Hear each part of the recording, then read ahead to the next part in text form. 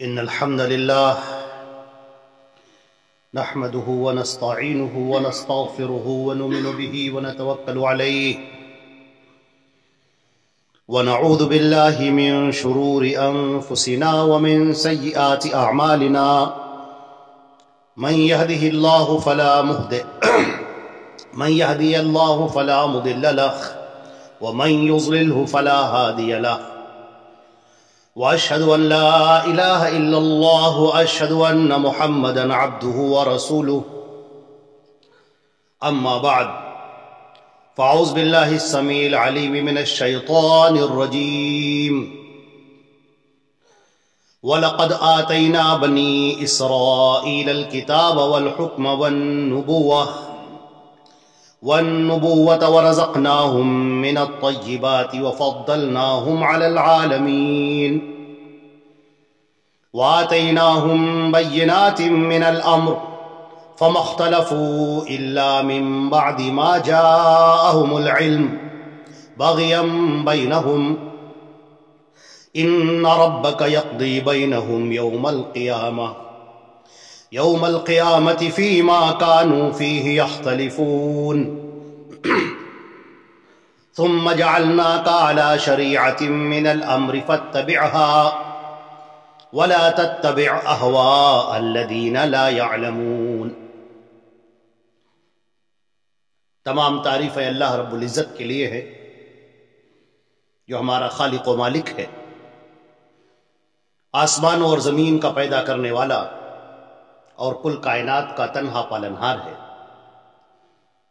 جو وحدہ لا شریک لہ ہے، مستوی عرش ہے، اپنے احکامات کو نازل فرماتا ہے، ہر ایک اس کے محتاج ہے اور وہ کسی کا محتاج نہیں۔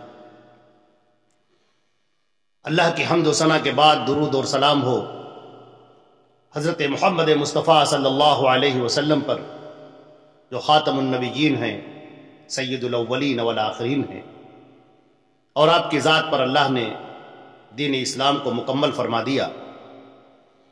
اللہ نے فرمایا الیوم اکملت لکم دینکم واتممت علیکم نعمتی ورضیت لکم الاسلام دینا۔ آج کے دن میں نے تمہارا دین مکمل کر دیا اور اپنی نعمت تم پر تمام کر دی، اور میں تمہارے لیے دین اسلام سے راضی ہو گیا۔ اللہ کی رحمتیں ہوں، برکتیں ہوں تمام صحابہ کرام پر، صحابیات پر، محدثین و محدثات پر، اور کل مومنین اور مومنات پر۔ حضرات گرامی، آج کے اس خطبہ جمعہ کے لیے میں نے ایک ایسے موضوع کا انتخاب کیا ہے جس کا تعلق عروج اور زوال سے۔ کبھی اے نوجوان مسلم تدبر بھی کیا تو نے، وہ کیا گردوں تھا جس کا تو ہے ایک ٹوٹا ہوا تارا، تجھے اس قوم نے پالا ہے آغوش محبت میں، کچل ڈالا تھا جس نے پاؤں سے تاجے سرے دارا۔ محبت آفری خلاق آئین جہاں داری، وہ صحرائے عرب یعنی شتربانوں کا گہوارہ۔ گنوا دی ہم نے جو اسلاف سے میراث پائی تھی، گنوا دی ہم نے جو اسلاف سے میراث پائی تھی، سریا سے زمیں پر آسمان نے ہم کو دے مارا۔ حضرات گرامی، مسلمانوں کے عروج اور زوال کی داستان بڑی دلخراش اور بڑی المناک ہے، لیکن جب ہم قرآن پاک کے پنوں پر غور کرتے ہیں اور احکام الہی میں دیکھتے ہیں تو ہمیں نظر آتا ہے کہ اللہ رب العزت نے ہمارے ماضی اور ہمارے حال اور ہمارے مستقبل سب کا نقشہ کھینچ رکھا ہے۔ اللہ رب العزت نے ہمارے سامنے بنی اسرائیل کا تذکرہ کیا اور کہا یا بنی اسرائیل اذکروا نعمتی التی انعمت علیکم وانی فضلتکم علی العالمین۔ اے بنی اسرائیل، یاد کرو اس وقت کو جبکہ ہم نے تم پر بے پناہ انعامات کیے اور پوری دنیا میں ہم نے تم کو فضیلت بخشی۔ اللہ رب العزت نے بنی اسرائیل کی بلندیوں کا ذکر کیا، ان کی بادشاہت کا ذکر کیا، ان کے وسیع مملکت کا ذکر کیا۔ اللہ نے جس جس طرح ان پر انعامات کیے وہ سارے انعامات کا ذکر کیا، اور اس کے بعد جب ان کی ذلت کی داستان سنائی تو آخر میں یہ بھی کہا وَمَا ظَلَمْنَاهُمْ وَلَكِنْ كَانُوا أَنفُسَهُمْ يَظْلِمُونَ، ہم نے ان پر بالکل ظلم نہ کیا بلکہ ظلم تو انہوں نے اپنے آپ پر خود کیا۔ ظاہر سی بات ہے کہ جب اللہ رب العزت کے قوانین کو توڑا جائے گا تو پھر وہ عذاب کا تازیانہ، وہ عذاب کا کوڑا تو پیٹھ پر برسے گا۔ آج آپ کے سامنے میں نے سورہ جاثیہ کی آیت نمبر 16 سے تلاوت کی ہے، جہاں پر اللہ رب العزت نے وضاحت کے ساتھ اور بالکل دو ٹوک انداز میں بنی اسرائیل کا ذکر کیا، اور حقیقت میں یہ بنی اسرائیل کا ذکر نہیں بلکہ یہ ہمارا تذکرہ ہے کہ ہم اس آئینے میں اپنے آپ کو دیکھ لیں، اور آگے چل کر صراحت کے ساتھ میں اللہ رب العزت نے وضاحت بھی کر دی۔ ابھی آپ کے سامنے ہم یہ تلاوت کریں گے۔ اعوذ باللہ من الشیطان الرجیم وَلَقَدْ آتَيْنَا بَنِي إِسْرَائِيلَ الْكِتَابَ وَالْحُكْمَ وَالنُّبُوَّةَ وَرَزَقْنَاهُمْ مِنَ الطَّيِّبَاتِ وَفَضَّلْنَاهُمْ عَلَى الْعَالَمِينَ۔ یہ 5 چیزیں اللہ رب العزت نے گنائی ہیں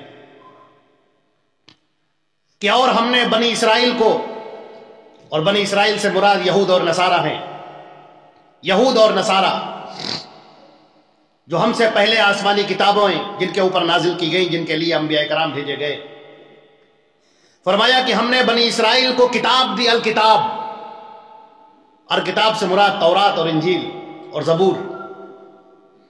جو بنی اسرائیل کے اندر کتابیں دی گئیں، اللہ رب العزت نے وہ کتاب اتاری، تورات اتاری، زبور اتاری اور انجیل اتاری، اور فرمایا والحکمہ، اور ہم نے انہیں حکومت بھی دی، سلطنت بھی دی، اور فرمایا والنبوۃ، ہم نے ان کے اندر نبوت رکھی، نبی کو ہم نے بھیجا، پھر فرمایا وَرَزَقْنَاهُمْ مِنَ الطَّيِّبَاتِ، اور ہم نے ان کو عمدہ قسم کی رزق دیے، وَفَضَّلْنَاهُمْ عَلَى الْعَالَمِينَ، اور ہم نے پورے عالم پر ان کو فضیلت بخشی۔ آپ اپنے الفاظ میں یوں کہہ سکتے ہیں کہ ہم نے انہیں سپر پاور بنا دیا۔ اس وقت کے لحاظ سے چنانچہ حضرت داؤد علیہ السلام کی سلطنت اور حضرت سلیمان علیہ السلام کی سلطنت، یہ بنی اسرائیل کا گولڈن ایج، عہد زرعی کہلاتا ہے۔ اور آج بھی جب وہ دعائیں کرتے ہیں تو اپنی دعاؤں میں یہی کہتے ہیں کہ اے اللہ ہمارے اوپر وہ عہد زرعی یعنی داؤد اور سلیمان کا وہ دور ہم پر واپس لا دے۔ اللہ رب العزت نے یہاں پر فرمایا کہ ہم نے بنی اسرائیل کو ان چیزوں سے نوازا۔ پہلی بات، ہم نے انہیں کتاب دی، پھر ہم نے انہیں حکومت بھی دی، ہم نے ان کے اندر نبوت بھی دی، ہم نے انہیں عمدہ قسم کے رزق دیے، بے پناہ انعامات کیے، کھاؤ پیو، خوب آرام سے سربلندی اور عظمتوں کے ساتھ دنیا میں رہو۔ اور اس کے بعد فرمایا وَفَضَّلْنَاهُمْ عَلَى الْعَالَمِينَ، ہم نے پوری دنیا پر ان کو فضیلت دی، سپر پاور بنا دیا ہم نے۔ اس کے بعد کیا ہوا؟ فرمایا اب یہاں سے جو ٹکڑا ہے بہت ہی غور کر کے سننے کے لائق ہے۔ اللہ نے فرمایا وَآتَيْنَاهُمْ بَيِّنَاتٍ مِّنَ الْأَمْرِ، اور ہم نے ان کو کھلم کھلا بالکل کھلے ہوئے احکامات دیے، وہ احکامات جو بالکل واضح تھے، دو ٹوک تھے، سمجھ میں آنے والے تھے، ہر شخص کی سمجھ میں آنے والے تھے۔ ہم نے کھلم کھلا احکامات دیے، واضح احکامات، دو ٹوک احکامات دیے۔ اب آگے سنیے فَمَا اخْتَلَفُوا إِلَّا مِن بَعْدِ مَا جَاءَهُمُ الْعِلْمُ بَغْيًا بَيْنَهُمْ، مگر انہوں نے جو اختلاف کیا آپس میں وہ علم کے آنے کے بعد کیا، اور اس طور پر کہ آپس میں سرکشی کرتے ہوئے۔ اللہ تعالیٰ نے فرمایا ان ربک یقضی بینہم یوم القیامہ، تمہارا پروردگار تمہارا رب قیامت میں ان کے درمیان فیصلہ کرے گا ان چیزوں میں جو وہ آپس میں اختلاف کرتے ہیں۔ جن چیزوں میں وہ مختلف ہیں، ان چیزوں میں وہ اختلاف کر رہے ہیں۔ غور کرنے کی بات ہے کہ اللہ رب العزت نے جل جلالہ جل شانہ یہاں پر بنی اسرائیل کے عروج کا تذکرہ فرمایا اور ساتھ میں ان کے زوال کی بھی داستان بیان کی کہ یہ عروج اور یہ زوال یہ کیسے ہوا، کیوں کر ہوا، آخر کیوں ان کے درمیان جو ان کی عزتیں تھیں وہ ذلتوں میں بدل گئیں، جو ان کی رفعتیں تھیں وہ پستیوں میں تبدیل ہو گئیں، آخر اس کی کیا وجہ تھی؟ اس کی وجہ یہ تھی کہ اللہ رب العزت نے انہیں کتاب دی تورات کی شکل میں، نبی دیا موسیٰ کی شکل میں، لیکن نہ تو انہوں نے تورات کی قدر کی اور نہ تو انہوں نے موسیٰ کی قدر کی، تبدیلیاں کر دی، تورات کے احکامات تبدیل کر دیے، یحرفون الکلم عن مواضعہ، تورات کی آیتوں کو بدل دیتے تھے اور پھر جہاں پر ان کا جی چاہتا ہے، جہاں ان کی مرضی ہوتی ہے اس پر وہ عمل کرتے۔ افتؤمنون ببعض الکتاب وتکفرون ببعض، کتاب کے بعض حصے پر تم ایمان لاتے ہو اور بعض حصے کو پس پشت ڈال دیتے، اس کا انکار کر دیتے، اور ان کے درمیان نبی بھیجا گیا مگر اس نبی کی انہوں نے قدر نہ کی۔ نبی کی قدر نہ کرنے کا ایک واقعہ سنیے جو سورہ بقرہ کے اندر ذکر کیا گیا ہے۔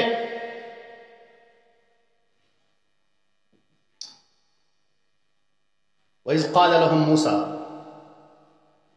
إِنَّ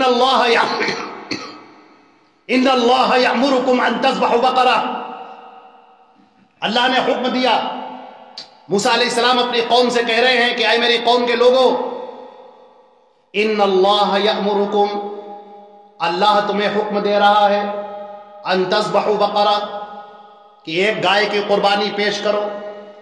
قالوا اتتخذنا ہزوا، کہنے لگے کیا آپ ہم سے مذاق کر رہے ہیں؟ قال اعوذ باللہ ان اکون من الجاہلین، موسیٰ علیہ السلام نے کہا میں اللہ کی پناہ چاہتا ہوں کہ میں جاہلوں میں سے ہو۔ موسیٰ علیہ السلام ان کو حکم دے رہے ہیں اور یہ کہہ رہے ہیں ان اللہ یأمرکم، اللہ تم سے کہہ رہا ہے، یہ حکم میرا نہیں ہے، میں نہیں کہہ رہا ہوں، یہ حکم اللہ کا ہے، یہ میرا کوئی مشورہ نہیں ہے، میری کوئی رائے نہیں ہے، یہ میری کوئی بات نہیں ہے، یہ میں اللہ کے حکم سے کہہ رہا ہوں تمہارے پاس کہ اللہ نے حکم دیا ہے یہ کہ تم ایک گائے کی قربانی پیش کرو۔ وہ کہتے ہیں اب ان کا دل نہیں کر رہا ہے عمل کرنے کو، جی نہیں چاہتا ہے عمل کرنے کے لیے، اب وہ چاہتے ہیں کیسے یہ حکم ٹل جائے، کیسے ہم اس پر عمل نہ کریں، دل چاہتا ہے کہ ہم گائے کی قربانی نہ پیش کریں، وہ پیچھے ہٹ رہے ہیں اور کیا کہتے ہیں اتتخذنا ہزوا، کیا آپ ہم سے مذاق کر رہے ہیں؟ موسیٰ علیہ السلام کہتے ہیں اعوذ بک، میں اللہ کی پناہ چاہتا ہوں، اعوذ باللہ ان اکون من الجاہلین، میں اللہ کی پناہ چاہتا ہوں کہ میں جاہلوں میں سے ہو جاؤں۔ میں تم میرے مقام کو نہیں سمجھتے، تم میرے منصب کو نہیں سمجھتے، میں جب احکامات پہنچاتا ہوں تو یہ اللہ کا اتارا ہوا احکامات ہے، حکم ہے، یہ اللہ کا اتارا ہوا حکم ہے، یہ اللہ کے اتارے ہوئے احکامات ہیں جو میں تم تک پہنچا رہا ہوں اور اللہ کے حکم سے پہنچا رہا ہوں۔ میری بات کا نہ ماننا اللہ کی بات کا نہ ماننا ہے، اور میری بات کا ماننا اللہ کی بات کا ماننا ہے۔ وہ کہتے ہیں اچھا تو ہمیں بتاؤ کیسے گائے ہونی چاہیے، ہمیں سمجھ میں ماہیا بتائیے، ہمیں کچھ ہونا کیسا چاہیے؟ انہوں نے بتایا گائے ایسی ہونی چاہیے، ہونا چاہیے۔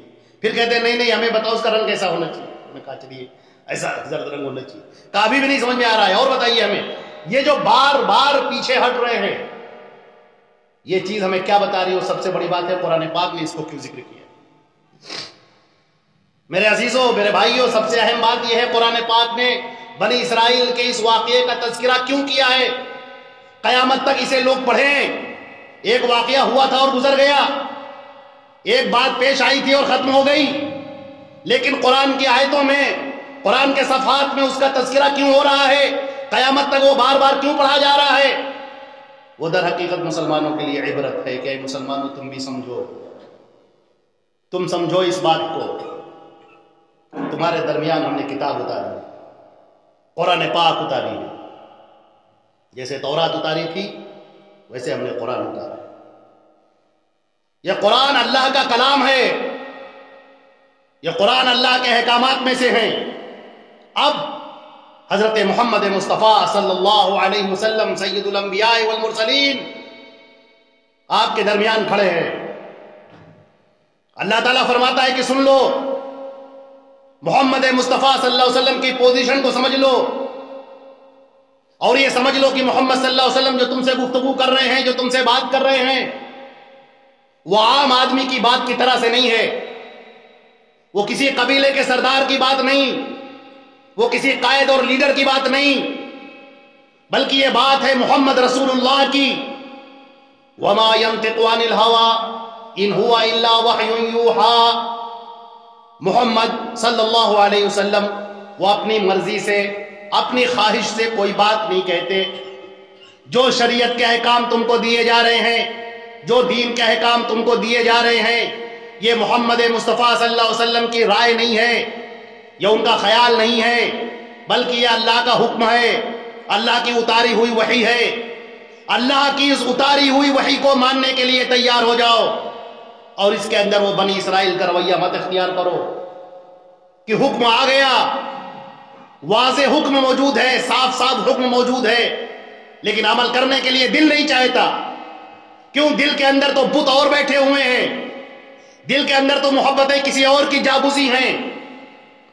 زبان سے تو آپ کہہ رہے ہیں کہ ہم اللہ پر ایمان لائے اور موسیٰ کو ہم نے اپنا نبی مان لیا، لیکن حقیقت یہ ہے کہ وہ غلامانہ ذہنیت جو فرعون کے ساتھ میں تھی، قبطیوں کے ساتھ، مشرکوں کے ساتھ میں جو رہتے ہوئے تھی، اور جو بت پرستوں کے درمیان تھی، جو گائے کی محبت دل کے اندر بیٹھی ہوئی ہے، باوجود انکار کرنے کے یہ محبت نہیں نکلی، یہ محبت دل سے ختم نہیں ہوئی۔ اسی لیے اللہ نے حکم دیا کہ گائے کی قربانی کرو۔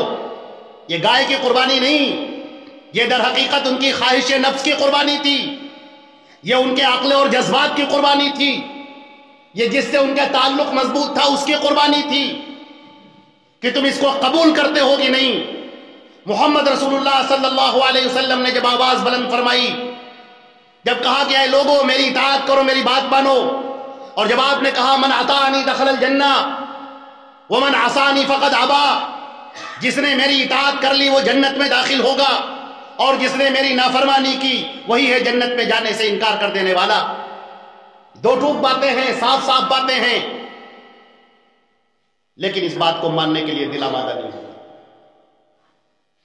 اس بات کو تسلیم کرنے کے لیے دل چاہتا ہے نہیں کچھ تعویل کی جائے، دل چاہتا ہے نہیں اس سے کوئی بھاگا جائے، راہ فرار اختیار کی جائے، کچھ ایسا چاہا جائے کہ اس پر عمل نہ ہونے پائے۔ وہ ہے، ٹھیک ہے، اچھا ہے، آنکھوں سے لگانے کے لائق ہے، سر پہ رکھنے کے لائق ہے، لیکن جب عمل کرنے کا موقع آئے گا، جب عمل کرنے کا معاملہ آئے گا، تو پھر آدمی دائیں بائیں دیکھے گا، ادھر دیکھے گا، ادھر دیکھے گا، کاش کہیں سے فرار کا راستہ مل جائے، کاش کہیں سے بھاگنے کا راستہ مل جائے۔ شیطان مردود نے ذہن کے اندر وسوسے ڈال رکھے ہیں، بعض بتوں کو بڑا بنا کر پیش کر دیا، بعض ان کے احکامات اور تعظیم اس طرح سے دلوں کے اندر بٹھا دی کہ حدیث رسول چھوٹے تو چھوٹ جائے، مگر یہ ہمارے یہ سردار کا یہ قول نہیں چھوٹنا چاہیے، ہمارے فلاں کا یہ قول نہیں چھوٹنا چاہیے، یہ بات رہ جائے، خاندان کے لوگ، خاندان کے افراد، فلاں کی باتیں، رسم و رواج کی باتیں وہ نہیں چھوٹنی چاہیے۔ قرآن پاک نے اس کا منظر بھی کھینچا ہے، ربنا انا اطعنا سادتنا وکبراءنا۔ قیامت کے دن جب اللہ رب العزت کے سامنے سارے کے سارے لوگ حاضر ہوں گے، اور اللہ تعالیٰ ان سے جب سوال کرے گا، اور جب وہ دیکھیں گے اپنے آپ کو، جس روز ظالم اپنے ہاتھوں کو چبائے گا اور کہے گا کاش یا لیتنی اتخذت مع الرسول سبیلا، کاش کہ میں نے رسول کا طریقہ اختیار کیا ہوتا، لیتنی لم اتخذ فلانا خلیلا، کاش کہ میں نے فلاں کو اپنا دوست نہ بنایا ہوتا، لقد اضلنی عن الذکر بعد اذ جاءنی، ذکر سے مجھے اس نے غافل کر دیا، بعد اذ جاءنی، جب وہ میرے پاس آ چکا تھا، میرے درمیان موجود تھا، لیکن اس کے باوجود مجھ سے غافل کر دیا۔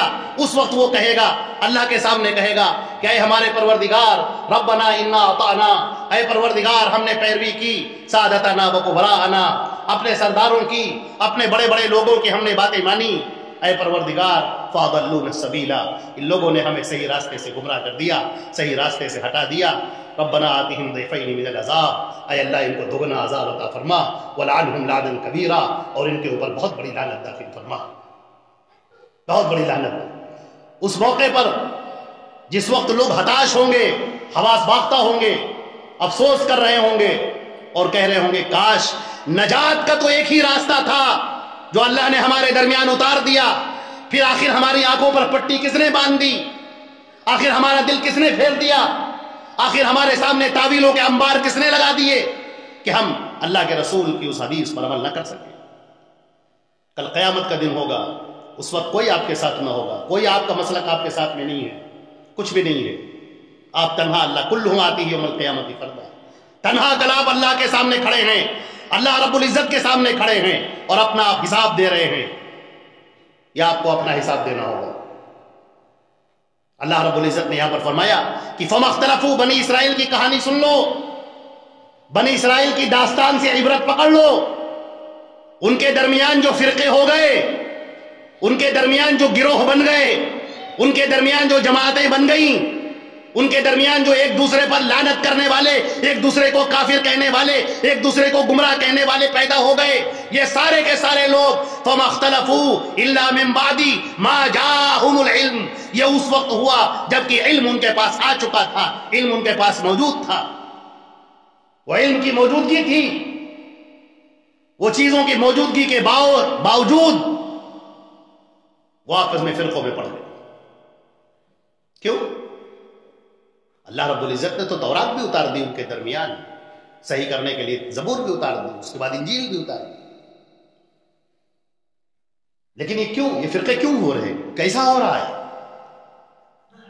ابن ماجہ کی روایت ہے، ترمذی کی روایت ہے، حضرت عدی ابن حاتم رضی اللہ تعالیٰ عنہ، حضرت سیدنا عدی ابن حاتم رضی اللہ تعالیٰ عنہ آتے ہیں نبی کریم صلی اللہ علیہ وسلم کے پاس میں دوڑتے ہوئے اور کہنے لگے کہ اے اللہ کے رسول، قرآن پاک کی ایک آیت ہے جو ہماری سمجھ میں نہیں آتی، ابھی جلدی ایمان لائے ہیں، ابھی چند روز ہوئے اسلام لائے ہوئے، عیسائی تھے۔ اللہ کے نبی صلی اللہ علیہ وسلم نے پوچھا کہ کیا بات ہے، کیا بات ہے بتاؤ؟ کہنے لگے قرآن پاک کی ایک آیت ہے اتخذوا احبارهم ورهبانهم اربابا من دون اللہ، ان اہل کتاب نے اپنے علماء اور اپنے درویشوں کو اللہ کو چھوڑ کر اپنا رب بنا لیا۔ اے اللہ کے رسول، بنی اسرائیل کی اس پوری تاریخ میں ہم لوگوں نے اپنے علماء کو، درویشوں کو کبھی اپنا رب نہیں بنایا، پھر یہ قرآن پاک میں اللہ رب العزت نے کیا کہا ہے، اس کا کیا مطلب ہے، کیا مفہوم ہے؟ اللہ کے نبی صلی اللہ علیہ وسلم فرماتے ہیں الیس اذا کان اذا احلوا علیکم شیئا استحللتموہ واذا حرموا علیکم شیئا حرمتموہ، کیا ایسا نہ ہوا کہ جب تمہارے علماء اور درویشوں نے کسی چیز کو حلال قرار دیا تو تم نے اسے حلال مان لیا، جب انہوں نے حرام قرار دیا تو تم نے اسے حرام مان لیا، ایسا ہوا کہ نہیں؟ انہوں نے کہا ہاں اللہ کے رسول ایسا تو ہوا۔ کہا یہی تمہیں رب بنا لینا؟ اللہ نے دین اتارا ہے، اللہ نے شریعت اتاری ہے، یہ وحی الہی ہے، یہ نور ربانی ہے، یہ اللہ کی اتاری ہوئی شریعت ہے، یہ کسی کی بنائی ہوئی شریعت نہیں ہے، یہ کسی کی سوچی ہوئی شریعت نہیں ہے، یہ کسی کا خیال نہیں ہے، کسی کی فکر نہیں ہے، یہ کسی کا آئیڈیا نہیں ہے، یہ اللہ کی اتاری ہوئی وحی ہے۔ محمد مصطفیٰ صلی اللہ علیہ وسلم بھی نہ حلال کرتے ہیں نہ حرام کرتے ہیں، وہ اللہ کی بات کو ہم تک پہنچاتے ہیں۔ اللہ تعالیٰ فرماتا ہے ان ربک یقضی بینہم یوم القیامہ، قیامت کے دن اللہ ان سب کے درمیان میں فیصلہ کرے گا، کون حق تھا کون نہ حق، یہ فیصلہ ہم کریں گے۔ اس دنیا کے اندر تو فسادات بہت بڑھ چکے، اس دنیا کے اندر انارکی بہت بڑھ چکی، ہر آدمی اپنی فکر پر نازا ہے، ہر آدمی اپنے خیال پر نازا ہے، ہر آدمی اپنے قبیلے پر نازا ہے، ہر آدمی اپنے مسلک کو لے کر متشدد ہے۔ یہ فیصلہ کون کرے گا حق اور باطل کا؟ یہ فیصلہ اللہ تعالیٰ فرماتا ہے ہم کریں گے، لیکن ایک بات سن لو آگے، اور یہ بات ایسی نہیں ہے، اللہ اکبر، ثم جعلناک علی شریعۃ من الامر فاتبعها، اے نبی تم سنو، اور نبی کی ذات کیا ہے؟ انک لتہدی الی صراط مستقیم، اے نبی آپ لوگوں کو صراط مستقیم کی طرف ہدایت دیتے ہیں. انک لتہدی، اے نبی آپ لوگوں کو صراط مستقیم کی ہدایت دیتے ہیں. صراط مستقیم کی طرف بلانے والی ایک ذات ہے، وہ محمد مصطفیٰ صلی اللہ علیہ وسلم کی ہے. اب نہ موسیٰ کی شریعت اور نہ عیسیٰ کی شریعت، کسی کی بھی شریعت اب قابل قبول نہیں. محمد مصطفیٰ صلی اللہ علیہ وسلم جس طرف انگلی دکھا کر کہہ رہے ہیں کہ یہ راستہ ہے، بس صراط مستقیم وہی ہے اور اس کے علاوہ کچھ نہیں. حکم دیا جا رہا ہے ثم جعلناک، پھر ہم نے آپ کو رکھا ہے علی شریعت، شریعت پر. جو شریعت اتاری ہے ہم نے آپ کو بنا دیا اس کا محور، اس کا مرکز ہم نے آپ کو بنایا ہے. من الامر، حکم سے میں نے اتارے ہیں یہ احکامات. اے محمد تم نے نہیں بنائے ہیں. یہ احکامات خالق کائنات کے ہیں، یہ احکامات اللہ رب ذوالجلال کے ہیں، یہ احکامات اللہ نے اتارے ہیں. اے نبی فاتبعھا، آپ اس کی پیروی کریں. سب سے پہلے مخاطب خود محمد مصطفیٰ صلی اللہ علیہ وسلم. اس شریعت کی جو شریعت مکمل ہے، اس دین کی جو دین مکمل ہے، اس اسلام کی جو اسلام اترا اور مکمل ہو گیا، اس دین کا محور اور اس کا مرکز اور صراط مستقیم پر بٹھا دیا اللہ کے نبی حضرت محمد مصطفیٰ صلی اللہ علیہ وسلم کو، اور کہہ دیا گیا کہ اے نبی آپ پیروی کریں گے. سب سے پہلے یہ آپ کی ذمہ داری ہے، آپ پیروی کریں گے. فاتبعھا، آپ اس کی پیروی کریں. اور آگے کی آیتیں سنیے اور اپنے کانوں کو کھولیے اور تھوڑی دیر کے لیے سوچیے، اور تھوڑی دیر کے لیے سوچیے کہ آپ اللہ کے دربار میں ہیں، آپ اللہ کے سامنے ہیں. کیا دلیل ہے آپ کے پاس؟ کیا حجت ہے آپ کے پاس؟ قرآن و حدیث کو چھوڑنے کے کیا دلائل ہیں آپ کے پاس؟ پیش کیجئے گا، وہیں پر سنیے. اللہ نے فرمایا وَلَا تَتَّبِعْ أَهْوَاءَ الَّذِينَ لَا يَعْلَمُونَ، ان لوگوں کی باتیں مت مانیے گا، ان لوگوں کی پیروی مت کیجئے گا جن کے پاس کچھ بھی علم نہیں. کون سا علم مراد ہے یہاں پر؟ کون سا علم مراد ہے؟ ان کی پیروی مت کیجئے گا. کیا اللہ کے نبی پیروی کر سکتے تھے کسی اور کی؟ وہ کر بھی نہیں سکتے تھے. یہ پھر کہا کس کو جا رہا ہے؟ یہ کہا ان کو جا رہا ہے جو ان کے پیچھے کھڑے ہوئے ہیں. یہ ان کو کہا جا رہا ہے جو محمد مصطفیٰ کو اپنا مانے ہوئے ہیں، جو ان پر ایمان لائے ہیں. ان سے کہا جا رہا ہے کہ تم کو اسی کی پیروی کرنا ہے جو ہم نے آسمان سے اتار دیا، جو شریعت ہم نے اتار دی. اب اس کو چھوڑ کر کسی اور کی پیروی مت کرنا، کسی اور کی خواہش نفس کی، کسی اور کے خیالات کی، کسی اور کی باتوں کی، کسی اور کی عمدہ باتوں کی. کچھ بھی باتیں ہو جائے، دین نہیں ہے، یہ علم نہیں ہے. الذین لا یعلمون، جو نہیں جانتے. نہیں جانتے کا مطلب جن کے پاس شریعت کا علم نہیں آیا. شریعت کا جو علم جو ہم نے اتارا ہے وہ علم ہے، بس تمہیں پیروی اسی کی کرنی ہے. انہم لن یغنوا عنک من اللہ شیئا، وہ اللہ سے تمہیں ذرہ برابر بھی بے نیاز نہیں کر سکتے. ان ظالمین بعضهم اولیاء بعض، اور یاد رکھو کہ جو ظالم ہوتے ہیں وہ ایک دوسرے کی مدد کے لیے بہت آگے آتے ہیں، ایک دوسرے کا بہت سپورٹ کرتے ہیں. واللہ ولی المتقین، اور اللہ تقوی والوں کا دوست ہے. ھذا بصائر للناس، یہ ہے لوگوں کے لیے آئی اوپننگ، آنکھوں کو کھول دینے والی چیزیں ہیں یہ. وہدی ورحمۃ لقوم یوقنون، اور یہ ہدایت ہے اور یہ رحمت ہے ان لوگوں کے لیے جو یقین رکھتے ہیں. آگے اللہ نے فرمایا ام حسب الذین اجترحوا السیئات، کیا ان لوگوں نے سوچ رکھا ہے جو گناہ کر رہے ہیں کہ ہم ان کو ایمان والوں کی طرح اور نیک عمل کرنے والوں کی طرح بنائیں گے؟ دونوں کا پلڑا برابر ہو جائے گا. ایک وہ جو اللہ اور اس کے رسول کی پیروی کرنے والا ہے، ایک وہ، اور ایک وہ جو اللہ اور اس کے رسول کی پیروی کرنے والا نہیں ہے. کیا تم سوچتے ہو کہ ہم دونوں کو ایک جیسا بنا دیں گے؟ کیا دونوں کو ایک ہی فیصلہ ہو جائے گا؟ دونوں کے لیے جو اچھا کرے اور برا کرے دونوں کا ایک ہی فیصلہ ہوگا؟ ایسا ہرگز نہیں ہوگا.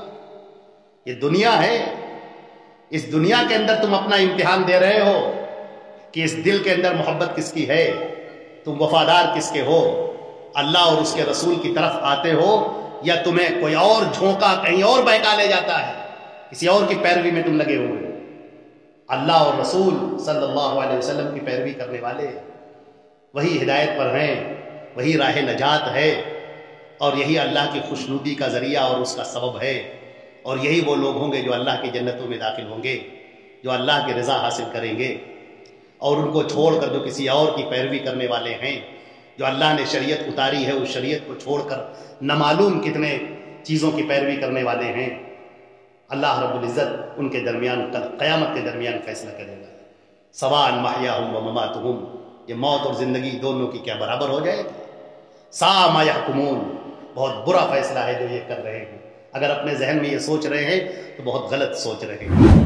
عزیزان محترم، ہم نے آپ کے درمیان یہ بنی اسرائیل کی یہ سورہ جاثیہ کی آیت نمبر 16 اور 17 اور 18 اور اس کے بعد یہ پورا رکوع 21 تک، یہ آپ کے سامنے آیت نمبر 21 تک ہم نے یہ تلاوت کی ہے اور اس کا خلاصہ آپ کے سامنے پیش کیا ہے۔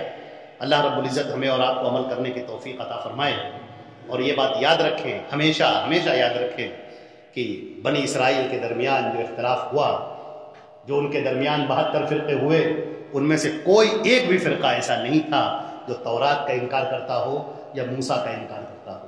سب تورات کے ماننے والے اور سب موسیٰ کے ماننے والے تھے، سب موسیٰ کے ماننے والے، سب تورات کے ماننے والے تھے، ان کا انکار کرنے والا کوئی نہیں تھا۔ یہ بات یاد رکھیے، آج مسلمانوں کے درمیان بھی جو فرقے ہیں سب اللہ کو ماننے والے ہیں، سب رسول اللہ کو ماننے والے ہیں، سب اللہ کو ماننے والے، سب رسول اللہ کو ماننے والے، سب یہی کہنے والے کہ ہم اللہ کے رسول کی بات مانتے ہیں، لیکن حقیقت میں اتر کے دیکھو، سچائی کی دنیا میں اتر کے دیکھو، تم کسی اور کو نہیں، اپنے آپ سے پوچھو، رات کی تنہائیوں میں پوچھو، اللہ کے سامنے سر رکھ کے پوچھو کہ پروردگار جو حکم آپ نے نازل کیا تھا اور قیامت تک کے لیے جس کو آپ نے محفوظ کر دیا، بہت ایسے لوگ ہوئے جنہوں نے قرآن کو مٹانے کی کوشش کی، حدیثوں کو مٹانے کی کوشش کی، کوششیں ان کے سر پر مار دی گئیں۔ اللہ نے قرآن اور حدیث کو قیامت تک کے لیے محفوظ کر دیا، صحیح سندوں کے ساتھ، سورج کی طرح چمکتی ہوئی سندیں روشن ہمارے سامنے موجود ہیں، جن کی گواہیاں غیر مسلم بھی دیتے ہیں، عیسائی مستشرقین بھی دیتے ہیں کہ مسلمانوں نے اپنے نبی کی بات کو جس طرح محفوظ رکھا، دنیا میں کسی قوم نے اپنے نبی کی بات کو اس طرح محفوظ نہ رکھا۔ نبی کو چھوڑیے، بلکہ جن لوگوں نے نبی کی بات پیش کی ان راویوں کی زندگیاں محفوظ ہو گئیں، ان کی زندگیاں محفوظ ہو گئیں۔ تو آج ہمارے سامنے قرآن بھی موجود ہے، اور قرآن کو سمجھانے والی حدیثیں جن کو ہم تفسیر کہتے ہیں، ساری حدیثیں اللہ کے رسول کی، یہ سب قرآن پاک کی تفسیر ہے۔ قرآن بھی موجود ہے اور حدیثوں کی شکل میں قرآن کی تفسیر بھی موجود ہے، اور قرآن اور حدیث جس کو شریعت کہا جاتا ہے، جس کو دین کہا جاتا ہے، جسے اسلام کہا جاتا ہے، وہ بھی ہمارے درمیان موجود ہے۔ اب ہم کو دیکھنا یہ ہے کہ ہم اس پر عمل کرتے ہیں یا نہیں کرتے ہیں، یا اس سے راہ فرار اختیار کرتے ہیں، اور اگر ہم ایسا کرتے ہیں تو ہم اللہ کے سامنے کیا جواب دیں گے، اللہ کے سامنے ہمارا کیا جواب ہوگا؟ کیا ہم اللہ کی جنتوں میں داخل ہوں گے یا اللہ کے غضب کے مستحق ہوں گے؟ اللہ تعالیٰ ہمیں اپنے غضب سے بچائے، اور اللہ تعالیٰ ہمیں اپنے فضل و کرم سے اپنی جنتوں میں داخل فرمائے، اور ہمیں دین پر استقامت عطا فرمائے۔ اقول قولی ھذا استغفر اللہ لی ولکم ولسائر المسلمین من کل ذنب فاستغفروہ انہ هو الغفور۔